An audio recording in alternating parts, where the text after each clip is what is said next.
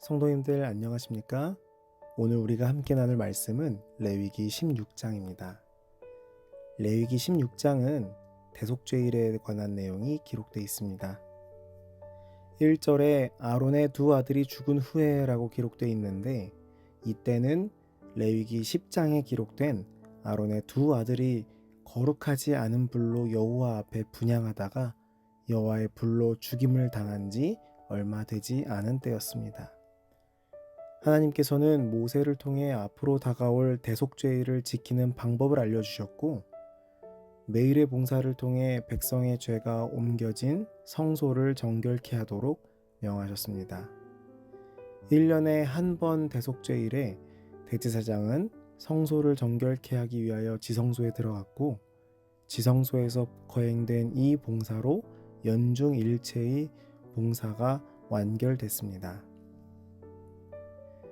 이스라엘 백성들 가운데 회개하는 죄인은 자기의 제물을 성막 문으로 가져와서 그 희생 제물의 머리에 손을 얹고 그의 죄들을 고백했습니다. 이 상징적 행위에 의하여 죄는 그에게서 흠없는 제물에게로 옮겨졌습니다. 그는 자기의 손으로 그 짐승을 죽였고, 제사장은 그 피를 가지고 성소에 들어가 죄인이 범한 신성한 율법이 들어있는 법궤 앞 휘장에 뿌렸습니다. 이 의식에 의해 그의 죄는 피를 통하여 상징적으로 성소에 옮겨졌습니다. 이런 개인의 죄에 대한 속죄 의식은 연중 매일 진행되는 봉사였습니다. 이렇게 이스라엘의 죄가 성소로 옮겨졌기 때문에 성소가 더럽혀졌게 됐고, 이 죄를 제거할 특별한 일이 필요하게 됐습니다. 하나님께서는 성소와 지성소의 각 칸을 위하여 속죄하라고 명령하셨고, 제단에 대해서도 이스라엘 자손의 부정에서 단을 성결케 할 것이요 라고 말씀하셨습니다. 6절에 아론은 자기 자신과 건속을 위한 속죄제의 수송아지를 드립니다.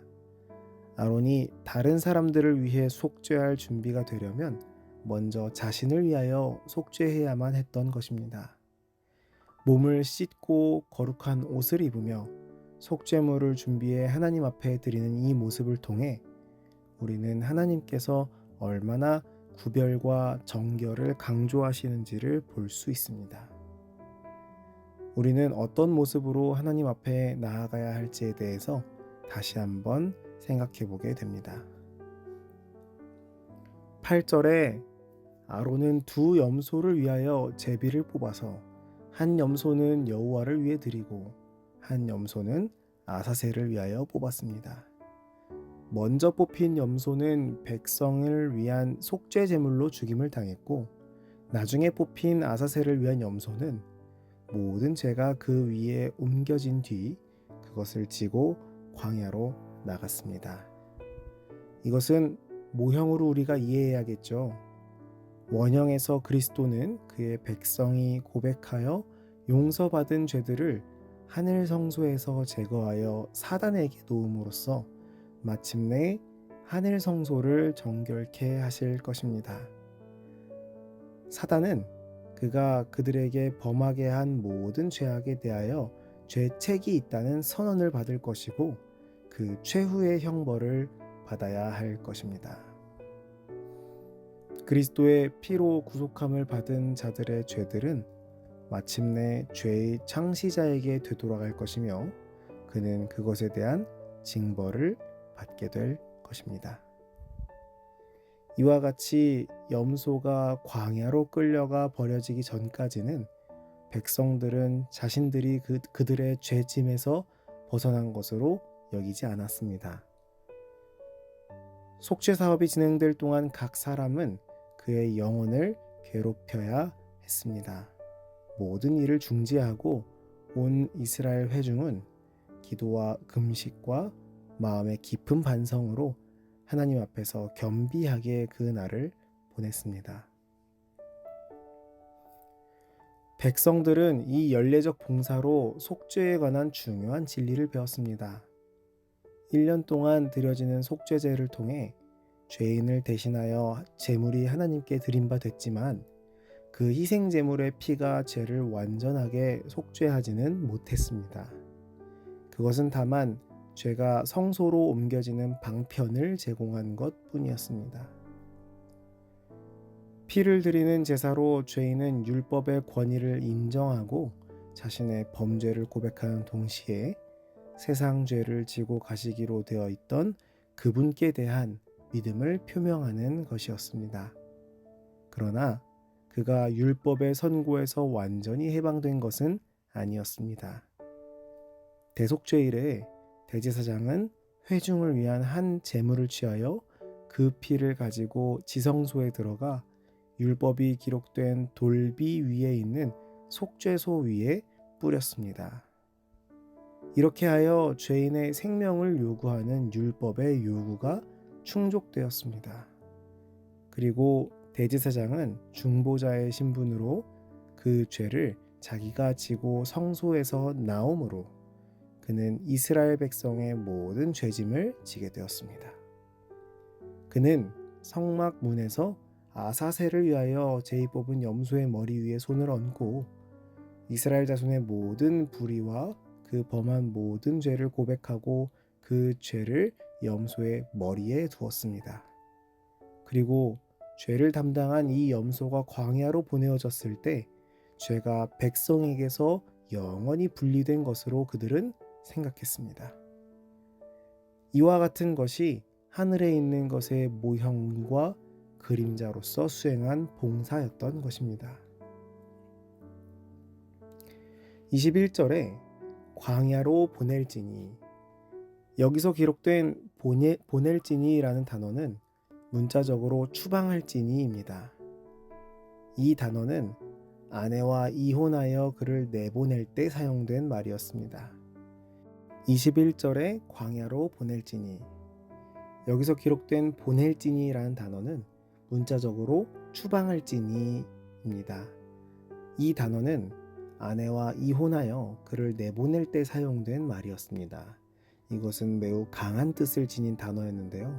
완강하게 저항하는 어떤 짐승을 억지로 몰아내듯이 아사셀을 위한 염소를 광야로 끌어냈습니다. 그 염소는 광야에서 마지막 운명을 맞이해야 했습니다. 그러나 이 염소의 죽음은 언급되지 않았습니다. 이것은 어떤 이들이 그 염소의 죽음이 희생적인 것이었고 따라서 대속적인 죽음이었다고 잘못 결론짓지 않게 하기 위함이었습니다. 29절에 너희는 스스로 괴롭게 하고, 대속죄일은 금식일이었습니다. 그러나 여기서 스스로 괴롭게 한다는 것은 금식 이상의 것을 가리키는 것이었습니다.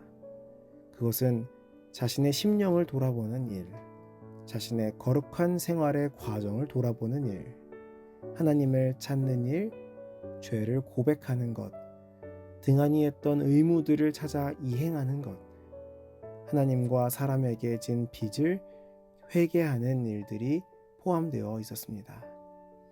이런 영적인 괴로움을 통해 각자가 정결케 하는 사업에 협력할 수 있었고, 제사장은 이스라엘이 그들의 죄를 고백하고 하나님께 도움을 구할 때에만 속죄할 수 있었습니다.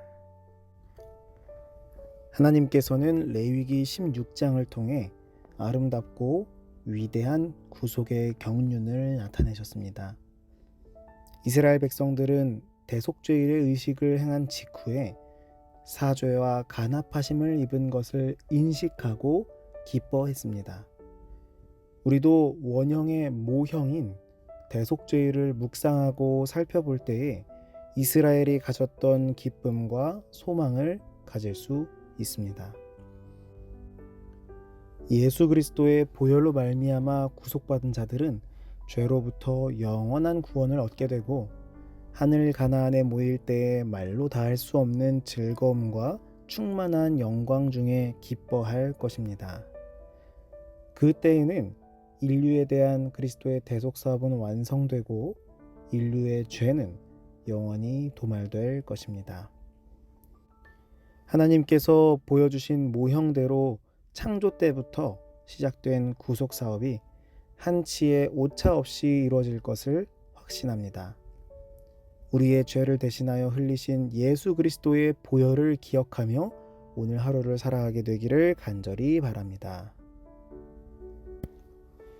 오늘은 청년 부회장인 김영민 청년을 위해 기도하도록 하겠습니다. 하늘에 계신 우리 아버지, 오늘도 주님 앞에 나와 말씀과 기도로 하루를 시작할 수 있도록 인도하심에 감사합니다. 오늘은 김영민 청년을 위해 기도합니다. 주님께서 사랑하시는 김영민 청년이 교회를 위하여 여러 곳에서 헌신 봉사하고 있습니다. 주께서 이 청년의 이 마음을 더 잘 아시오니 은혜와 축복 허락하여 주시옵소서. 특별히 다리를 다쳤습니다. 주의 발로 봉사하는 김영민 청년의 다리에 치유의 손길로 어루만져 주시옵소서. 또한 육적인 건강뿐만 아니라 영육 간의 강건함을 허락하여 주시옵소서. 이 자리에 머리 숙인 모든 주의 자녀들 위해 하늘의 축복이 가득하기를 간절히 바라오며 예수님 이름으로 기도합니다.